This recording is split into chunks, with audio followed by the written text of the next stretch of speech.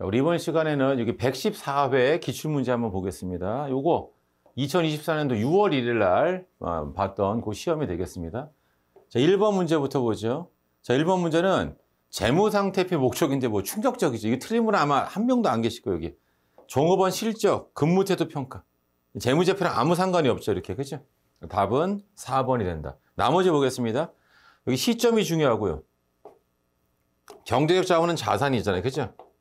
이렇게. 그 다음에 유동성이라든가 재무탄력성 이런 데에 필요한 정보를 준다. 그 다음 원래 이거 자산부채 자본 이거 우리 재무상태를 하죠. 이런 거고.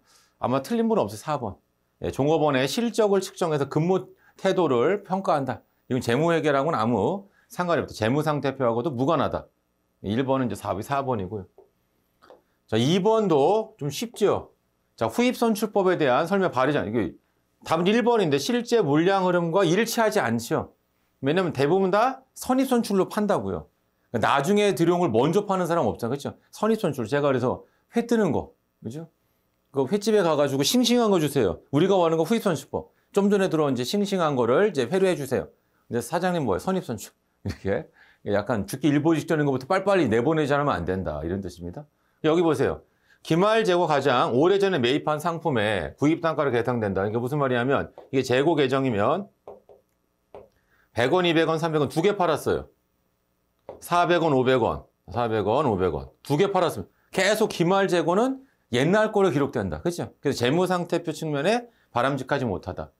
물가 상승할 때 이렇게 이익이 과수된다. 왜냐면 이게 점점 이게 여기 매출원가로 크니까 이익은 작아진다. 그리고 여기 있죠. 기말 재고는 과소되죠. 그러니까 한 20년 지났어요. 10,000원짜리인데 장부엔 계속 100원으로 기록돼 있다. 이런 게 문제점이죠. 재무상태표 안 좋다. 답은 1번이고 역시 2번도 아마 틀린 번은 없을 거라고 생각합니다. 자, 3번. 수익인식 시점으로 가장 올바른 거 이렇게 나와 있는데 여기 보세요. 건설 계약이죠. 진행 기준. 답은 4번. 나머지인데 여러분. 배당 수익은 배당을 선언한 날이죠. 실제 돈 받는 날이 아니고. 그러니까 현금주의가 아니니까 센스가 있으신 분은 1번 절대 찍지 않는다. 자, 2번도 상품권 발행한 날이 아닌 상품권 회수한 날. 그날이 물건 인도하는 날이죠. 그러니까 상품권을 발행할 땐 돈이 들어와요. 선수금. 부채예요, 부채. 아직 물건 안 줬으니까 상품권 회수할 때 물건이 건네주죠. 회수한 날이 된다. 그 다음에 장기할 판매도 여기도 기간별로 안분한 날이죠. 인도기준. 현재 가치 인도기준. 아무튼 인도 시점입니다. 이거 뭐 대가의 각분을 받기로 한 때다. 그건 부가세고. 헷갈리면 안 돼요. 답은 4번. 수익인식은 중요합니다. 이거 잘 봐두시고. 자, 이제 우리 4번 문제 보죠. 4번. 4번 문제는 우리 자본에 대해서 옳지 않은 건데 여기 보세요. 우리 이익준비금은 뭐냐? 상법에 나와요. 상법. 금전 배당의 10% 이상을 자본금의 2분의 1에 달할 때까지 적립하라. 이거 다 중요하죠. 법정 적립금에서 이익준비금. 답은 2번인데 주식 배당은 자본 총계는 변하지 않는데 여기 자본금은 증가하죠. 왜냐하면 분계 써볼게요. 주식 배당 분계하면 차변에 이익이염 쓰고 대변에 자본금을 쓴다고요. 그러니까 주식 배당하면 자본은 불변. 왜? 자본이 줄면서 자본이 느니까 자본 총액은 불변이에요. 하지만 자본금은 증가하죠. 자본금은 증가. 그래서 제가 자본 공부의 핵심은 뭐 자본과 자본금을 구분할 수 있어야 된다. 이런 뜻입니다. 그러니까 답은 2번. 그 다음에 자본은 주주의 납입 자본입니다. 거기다가 기업 활동을 통해 획득하고 기업의 활동으로 유보된 금액을 가산하고 기업 활동으로 인해서 손실 및 소유자에 대한 배당으로 인한 주주 지분 감소액을 차감하게 된다. 이런 뜻이고 결국 이게 이제 뭐가 되냐면 이런 거 뭐 엄청 중요한 건 아닌데 기말 자본은 기초 자본 최초 납입된 거기에다가 그 다음에 우리 총 포괄 손익을 더하고 소유주 투자, 소유주 분배예요. 이렇게 그러니까 증자는 더하고 이렇게 그 다음에 여기 배당이라 이런 것들은 빼줘야 된다. 이 말을 하고 싶은 거거든요. 그거를 이제 말로 써놨다. 그걸 말로 써놨다. 그 다음에 4번 현금 배당이죠. 이익잉여에서 당연히 차감해줘야 된다. 그러니까 현금 배당은 분계가 뭡니까? 여기다 써볼게요. 차변에 이익잉여금. 대부분 현금이라고요. 원래는 어떻게 돼요? 배당을 선언했을 때 여기가 미지급 배당금. 배당을 줄 때 미지급 배당 없어지면서 현금 나간다. 이렇게. 당연히 다 알고 있을 거다. 답은 2번이다. 답은 2번. 그 다음에 그나마 5번이 조금 그래도 약간 난이도가 있는 편이다. 근데 얘도 좀 답은 쉬워요. 자, 뭐냐면 여기 보세요. 1, 3번은 단기 매매. 2, 4번은 매도 가능이죠? 이렇게. 그럼 이제 1번부터 한번 보겠습니다. 자, 뭐냐면 10주예요. 여기 2,000원씩, 2만원씩, 20만원인데 공정가치가 19,000원이니까 이게 19만원이에요. 그래서 공정거래법이 연도만 잘 보래. 2023년도 말에는 20만원이 아니고 19만원이라고요. 답이 1번. 틀린 거죠, 1번. 답이 1번. 엄청 쉽다. 나머지 보겠습니다. 매도일 때는 어떻게 하라고 했어요? 요거 기억나죠, 여러분? 여기 2023년도, 2024년도예요. 이거 얼마 주 샀냐? 20만원. 여기가 19만원. 여기 21만원에 팔았어요. 매도일 때는 처분이가 얼마? 이렇게 돼 있죠. 만원. 단기 매매일 때는 처분이가 얼마? 2만원. 이렇게 됐죠? 그래서 매도가는 분류할 경우 단기 매매 분류할 때보다 2024년도예요. 매도일 때는 얼마예요? 만원. 단기일 때 2만원이죠? 단기일 때 감소하죠. 이렇게. 뭔지 아시겠죠? 요거 한 번씩 기억해두고 요거 한 번씩 정리해 두시면 되겠습니다. 이렇게. 그래서 답은 의외로 쉬워. 답은 1번. 여기 뭐라 여기 단기 매매일 때 얼마? 19만원이라고 19만원. 매도일 때도 여긴 19만원이에요. 공정가액법이니까. 근데 처분손익 갈 때 단기 매매일 때는 이게 처분손익. 매도일 때는 이게 처분손익. 그렇죠? 취득원가를 비교한다. 이렇게. 매우 중요하다. 여러 번 강조했었죠? 아마 5번도 틀린 분은 없어. 근데 1번부터 5번 중에서 그나마 조금 난이도가 있는 게 5번이다. 5번. 자, 그 다음에 이제 6번 문제 보죠. 6번. 자, 6번 문제는 기본 원가에만 동시에 가공 원가. 아, 이것도 너무 쉽잖아요, 여러분. 자, 원가의 3요소 뭐가 있죠? DM, DL, OH가 있다. 자, 이때 여러분들 이거 기억나죠? DM 더하기 DL을 뭐라 불러? 얘를 기초원가라 부른다. 자, 파란색 써보겠습니다. DL 더하기 OH가 뭐 이게 가공원가죠? 그래서 기초원가이면서 동시에 가공원가 뭐 DL이라고 직접 농업이. 유명한 문제입니다, 이렇게. 그래서 그래서 여기 나와 있는 것처럼 직접 농업이라고요. 직접 농업이. 그죠? 엄청나게 쉽다. 답은 이제 뭐 2번이 된다. 자, 그다음에 7번은 뭐냐? 모두 정답 처리됐어요. 이유가 뭐냐? 우리 출제 범위가 아니에요. 결합문과가. 이렇게. 그러니까 출제 범위도 모르고 시험을 낸 거 이렇게. 여러분들의 행운이죠. 점수를 그냥 맞았으니까 이렇게. 뭐 풀어드려도 되는데 해설지는 맞게 돼 있어요. 이렇게 뒤에 해설지는 있어요. 근데 시험 범위가 아닌데 괜히 혼란을 줄 수 있어서 또 스트레스 받고 막 해설해줬더니 이거 풀어야 되는 줄 알고 이거 못 푸는데 어떡하면 이런 질문 할까 봐 안 풀어요, 지금. 이렇게. 그래서 요거는 시험 범위가 아니다. 전산제문 시험 범위가 아닌데 냈어, 이렇게. 그래서 모두 정답이에요. 그러니까 가끔 가다가 대학교에서 이제 원가 배운 분은 선생님 이거 답 4번인데 왜 모두 정답 처리됐습니까? 이유가 뭡니까? 미안해요. 시험 범위가 아닌 거예요. 시험 범위 아닌데 이거를 낸 거예요. 그러니까 마치 뭐하고 똑같습니까? 우리 이번 시험에 조선시대 내기로 하고 고려시대를 낸 거예요. 이게 고려시대 문자다 쉽게 말하면. 그죠? 그래서 요거 아니다. 7번은. 자, 다음에 이제 8번 보죠. 8번. 자, 8번은 제조간접비 배부 차이 조정 방법이 아닌 거예요. 답은 2번인데, 자, 2번은 뭐냐면, 여러분, 요거 기억나는지 모르겠습니다. 요거. 자, 우리가 요런 게 있어요. 보조본의 원가를 제조본에 배부한다. 그러니까 동력이나 식당 부분의 원가를 조립이나 도색에 세 가지가 있다. 그게 뭐죠? 직접 배분법, 단계 배분법, 상호 배분법. 이거 기억나요? 이렇게. 요거. 그래서 여러분 이 문제 보면 단계 배분법 뭐냐? 제조간접 배부 차이가 아니고 보조본 원가를 제조본에 배부하는 거다. 그럼 배부 차이는 전액 매출원가 조정하거나 또는 영업의 손익 처리하거나 아니면 비례배분법 뭐냐? 옆에다 써놓기만 해보세요. 우리 총원가 비례배분법도 있고 또는 원가 요소별 비례배분법이 있어요. 아무튼 이렇게 안분하는 그런 방법이 있다. 그래서 항상 원가는 대충 할 거냐 좀 정확하게 할 거냐. 그리고 비례배분법은 좀 정확한 거고 이건 좀 대충 하는 그런 방법이 된다. 근데 아무튼 요거 단계 배분법 뭐죠? 직접, 단계, 상호, 보조본 원가를 제조본에 배부하는 거죠? 그런 게 막 헷갈리면 안 된다. 이거 엄청 쉽잖아. 이거 한 줄밖에 안 돼. 문제가. 이렇게 맞춰줘야지 이런 것들. 자, 그다음에 9번도 거의 뭐 전매 특허라고 하면 우리 시험에 아주 잘 나와요. 개별원가와 종합원가에 관련된 내용이 된다. 자, 개별원가 여기 조선업이나 건설업 맞죠? 주문 생산. 이렇게. 근데 여기 보세요. 단일 종류의 제품을 연속. 이게 뭐예요? 종합원가죠. 대량 생산하는 거. 똑같은 거를 계속 생산. 이렇게 공정별 원가 계산. 연속적으로 대량 생산하는 거. 얘는 주문 생산. 얘는 뭐예요? 대량 생산. 종합원가다. 답은 3번. 자, 제조간접 원가는 직접 추적할 수 없죠? 배부 기준을 정해서 배부를 계산한다. 우리 이게 뭐가 된다? 개별원가, 제조건조 배부하는 거. 그 다음에 실제 개별원가에서는 제조건조원가를 기말 전에 배부할 수 없어서 제품원가 계산이 지연되죠. 그래서 우리가 정상이나 표준원가 이런 것들을 쓴다. 원가 계산을 좀 더 신속하게 하기 위해서. 답은 3번이고 대량 연속 생산 종합원가. 그렇죠? 주문 생산 개별원가. 지겹도록 많이 나오죠. 이렇게. 근데 워낙 중요하다. 이렇게. 자, 그다음에 원가의 마지막에는 이제 공손이 있어요. 공손. 자, 공손은 뭐죠? 불량품이에요. 불량품. 이게 정산품을 생산하는 과정에서 불가피하게 발생하는 계획된 공손, 우리가 정상 공손. 이렇게. 그러니까 정상 공손은 회피불능, 피할 수가 없다. 이런 뜻이에요. 그래서 여기 보세요. 비정상 공손이 있습니다. 그리고 정상적인 그런 공손이 있다. 이런 뜻인데 여기 비정상 공손은 제품 원가에 가장 땡 틀렸다. 이렇게. 그러니까 비정상 공손은 뭐냐? 영업의 비용이라고요. 비정상 공손이 뭐 하는 거죠? 쉽게 말하면 저 유튜브 보면서 뭐 예를 들어서 지금 프로야구 개막했어요. 지금 프로야구 막 보면서 막 작업하는 거 이렇게 해가지고 그러면 안 된다. 물론 이제 야구가 이제 주말에 하고 있는 거니까 만약에 운전하는데 야구 보면서 막 하다가 사고 났어요. 걔는 야구만 안 보면 사고 안 나잖아. 이렇게. 그래서 얘는 제품 원가가 아니고 영업의 비용 처리된다. 영업의 비용 처리된다. 이렇게. 그래서 정상 공손은 제품 원가 가능하다. 여기 보세요. 정상 공손은 예측이 가능합니다. 그 다음에 단기적으로 통제할 수 없어요.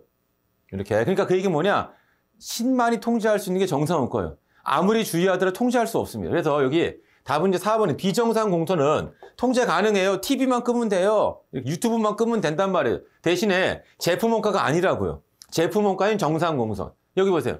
비정상 공손은 능률적인 생산주. 그게 뭐예요? TV 끄라고요. 유튜브 끄라고 이렇게. 그거 보면 안 된단 말이에요. 그러니까 가끔 이제 학생들 중에는 음악 들으면서 막 공부하는 거. 음악 끄라고요. 이렇게. 그럼 더 능률 높아지니까. 물론 걔 중에는 저 음악 들으면서도 잘할 수 꺼보라니까요. 효과가 훨씬 더 하고 실수 안 한다니까 이렇게. 저도 막 이제 뭐 시험 같은 거 해설하고 할 때도 그죠. 그러니까 여행 같은 거 갔을 때도 저희 애들은 막 이제 거기 자고 그렇게 좀 뭐 합니까? 이제 그때 이제 왜냐면 제가 TV를 못 봐. 제가 마지막으로 본 드라마가 돌아가셨지만 최진실 씨 나오는 드라마를 이제 제가 마지막으로 봤어요. 이렇게. 그러니까 최진실 돌아가시고 그다음부터는 드라마를 이제 본 적이 없어요. 이렇게 집에 이제 그 당시에 TV도 없고 막 그래가지고 이렇게. 그래서 뭐냐면 어디인지 뭐 가면은 TV 같은 거 이거를 막 본단 말이에요. 이렇게 켜놓고. 그래서 어디 지방 강의가 있어요. 이렇게. 그러면 이제 숙박업소 들어가잖아요. 그죠? 밤새 TV 틀어놓습니다. 그죠? 뭐 봅니까? 그게 뭐냐면 당구. 요새는 이제 유튜브 많이 나오지만 항상 당구나 바둑 이런 거 이제 틀어놓고 아니면 이제 가끔 이제 영화 같은 거 막 재밌는 거 있어요. 막 뭐 재난 영화 막 나오는 거 이렇게 그러면 와 이제 엄청 재밌네 하고서 그런 거 좀 보다가 잠들고 이렇게. 근데 아무튼 여기 나와봐야 좀 끄란 말이에요. 끄면은 능률이 훨씬 더 높아진다 이런 뜻이에요. 그래서 뭐 이렇게 TV 보고 영화 보고 하다 보면은 이제 오타가 나오기도 하고 하죠. 이렇게 죠. 끄라고요. 끄면 훨씬 더 좋아진다. 아무튼 10번에 이제 답은 몇 번이 되냐? 여기 4번이 된다. 4번. 아무튼 이거 공손은 뭐죠? 불량품. 그리고 작업폐물 이런 거랑 비교하셔야 돼요. 이렇게 걔는 찌꺼기.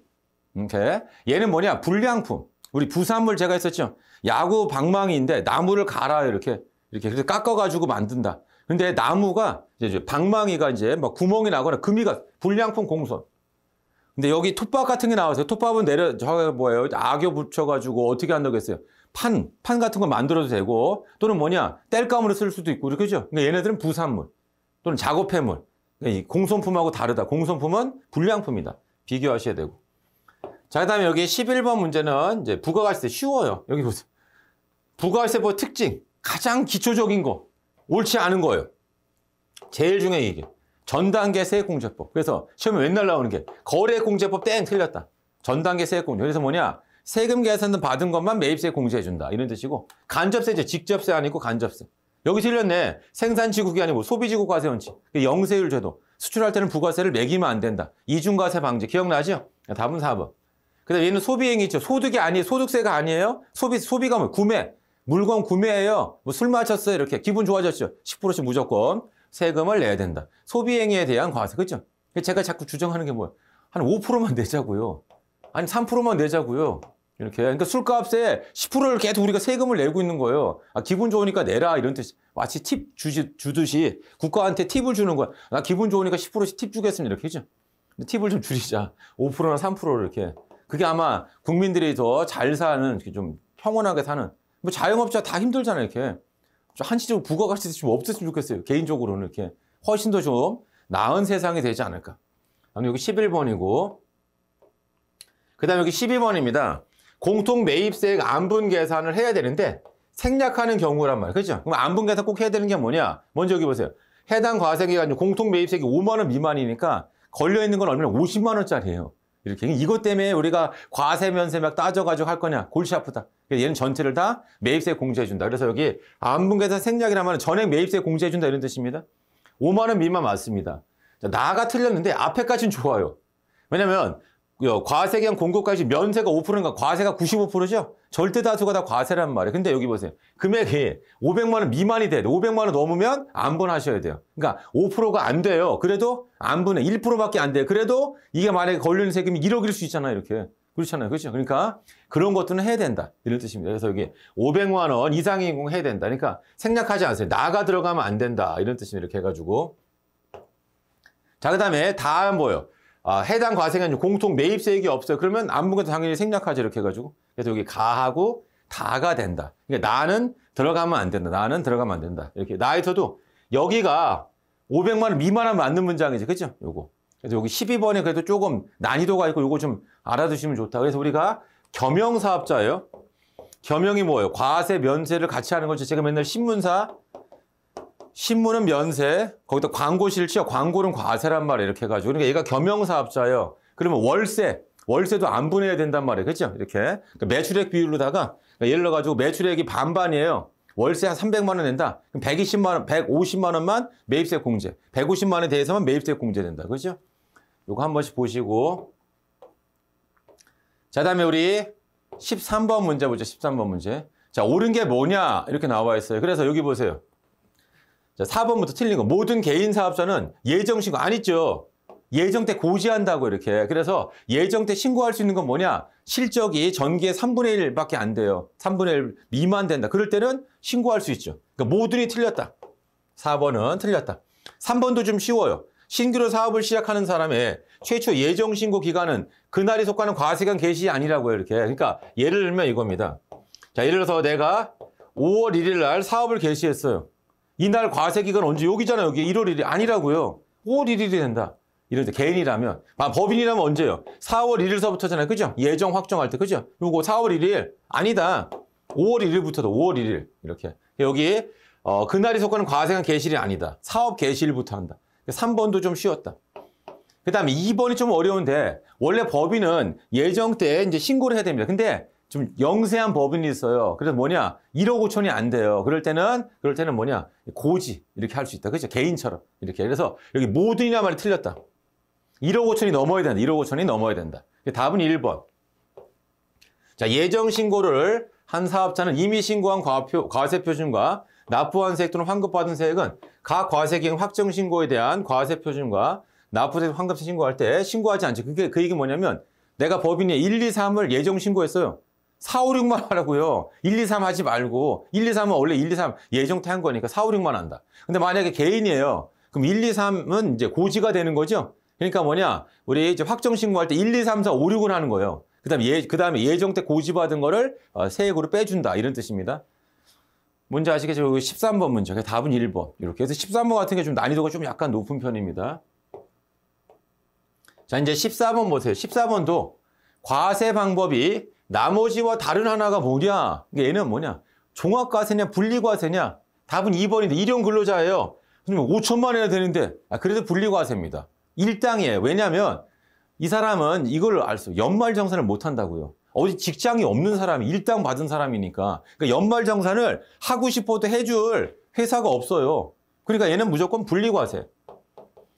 분리과세 뭐냐면 일당 지급할 때 원천징수로서 납세 의무가 종결된다. 이런 뜻입니다. 누가 일당을 이렇게 5천만 원씩 이렇게 해가지고 이렇게 줄지 어쩔지 모르겠지만 이게 1년이라. 아니면 이제 뭐 한 방에 5천일 수도 있고 이렇게 그죠? 근데 아무튼 뭐냐면 이게 일용 근로소득이 된다. 그 다음에 여기 나와 있는 것처럼 이제 4번 같은 게 좀 헷갈리는데 인적용 일시 제공을 받은 거는 60% 필요경비가 인정돼요. 그러니까 여기에 40%만이 기타 소득입니다. 그럼 4번에 320이고 300만 원이 그러니까 300만 원까지는 분리과세가 돼요. 300이 넘잖아요. 종합과세. 여기 보세요. 근로수업 대상 배당소득이죠. 금융소득은 2천만 원 넘으면 무조건 종합과세. 2,400, 2천만 원 넘잖아. 얘는 종합과세. 그러니까 답은 2번. 2번은 무조건 분리과세. 일당 받는 거는 분리과세. 나머지는 다 종합과세가 된다. 여기 나와 있죠? 주택임대소득이 아니니까 부동산 임대소득입니다. 이렇게. 얘는 무조건 종합과세예요. 분리과세 소득이 없다. 얘는 분리과세 소득이 없다. 이렇게 보시면 됩니다. 그렇죠? 그래서 답은 2번. 그러니까 일용직 근로자. 이 사람은 어떻게 된다? 분리과세. 이렇게. 나머지는 다 종합과세. 1번은 뭐 2천만 원이 넘기 때문에 종합과세. 이렇게. 3번은 부동산 임대소득은 분리과세 소득이 없다. 종합과세. 무조건 종합과세. 4번 같은 게 약간 중요한데 여기 320이에요. 300 넘죠? 종합과세. 이렇게. 자, 마지막 밑에 보시면 15번이 15번. 자, 뭐냐면 사업소득 총수익 금액에 산입해야 되는 게 뭐냐? 이렇게. 자, 그래서 여기서도 이제 제일 중요한 게 1번. 부가세 매출세액이 있어요. 자, 얘는 예수금이죠. 부채라고요. 우리 사업 매출이 아니다니까 분계서 보면 10,000원짜리는 11,000원 받는다고 했죠. 현금 11,000원이에요. 매출은 얼마입니까? 10,000원이죠. 여기 VAT 예수금이 1,000원. 얘는 매출이 아니에요. 그래서 이건 아니고. 그 다음에 이제 3번 보세요. 3번. 3번 중에 여기 복식부기 의무자가 아니에요. 복식부기 의무자만 고정자산 매각액을 뭘로 본다? 총수익 금액을 본다. 복식부기 의무자가 아니에요. 이렇게. 그럼 얘는 사업소득에 포함되지 않는다. 이런 뜻입니다. 그 다음에 4번입니다. 4번. 자기가 생산한 제품을 타 제품에 원재료를 쓴 거죠. 이렇게. 이런 경우에는 총수익 금액 보지 않는다. 개인적으로 집에서 썼어요. 가사로 썼으면. 그럼 당연히 총수익 금액 산입한다. 답은 2번인데 사업과 관련된 자산 수중이익이에요. 여기서 이 말 왜 썼어요? 사업과 무관한 자산 수중이익은 증여세 대상, 증여세. 이렇게 얘는 사업과 관련돼 있단 말이에요. 그죠? 얘는 뭐가 된다? 사업소득 총수익 금액에 산입한다. 답은 2번이 되겠습니다. 좀 어려운 건 없었어요. 근데 여러분 원가도 한 문제 그냥 맞춰주고 이렇게. 그죠? 상당히 좀 편한 그런 회차였다. 자, 이번 강의는 여기서 마치겠습니다.